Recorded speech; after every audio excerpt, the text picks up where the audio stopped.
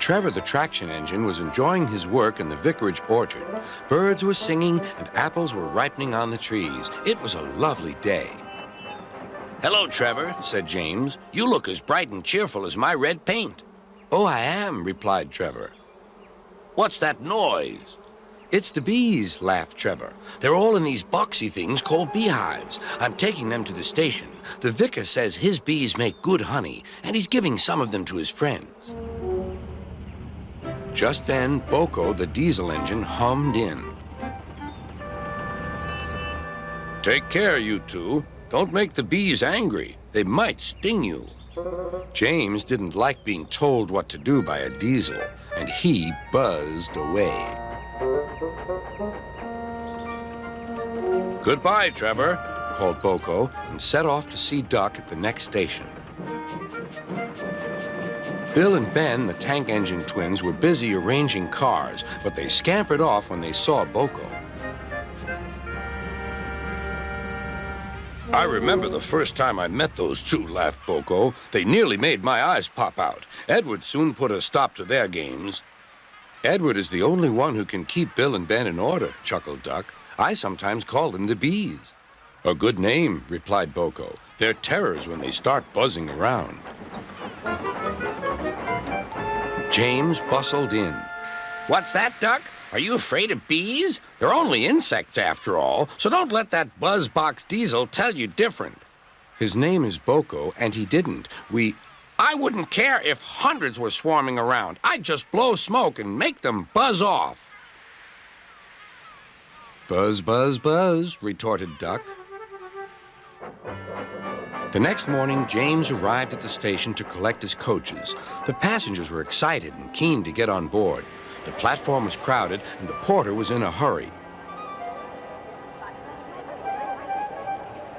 Mind your backs, he shouted. Then there was trouble. The beehive fell and broke open. The station cleared like magic. James heard a familiar buzzing. The bees were too cold to be cross, so they buzzed around the fireman, hoping he'd mend their hive.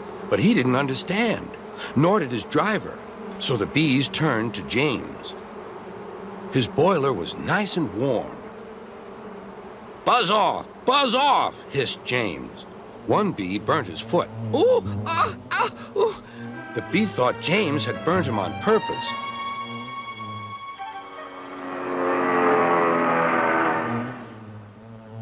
So it stung James right back on the nose.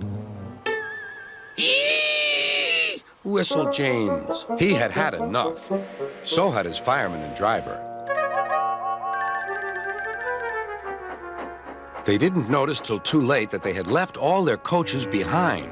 They tried everything to get rid of the bees. First, they spun on the turntable, but to no avail. They tried washing them off, but the bees clung harder to James's warm boiler. Then they tried smoking them off by going through a long tunnel, but still the bees wouldn't go away. It's no good, James, said his driver. We'll just have to go back to the orchard and fetch another hive. James's reply was drowned by the sound of buzzing.